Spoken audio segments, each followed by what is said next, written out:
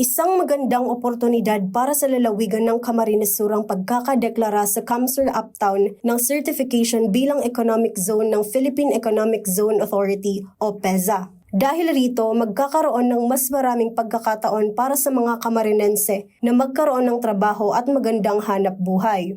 Welcome development umano ito para kay Camsur Governor Elry Villafuerte, lalo't marami nang nagsisignify na magtayo ng negosyo sa Camsur Uptown. Marami na pong tumatanong, gusto mag-locate. So, trabaho, hanap buhay, opportunity para sa Camsur. Dahil PEZA eco zone na ang Camsur Uptown area niyan. Hindi lamang trabaho ang maaaring magbukas dahil mas mapapalakas rin ang ekonomiya ng lalawigan dahil sa patuloy na negosyo na maaaring malinang dahil sa pagsasagawa nito na maituturing na global city ng probinsya.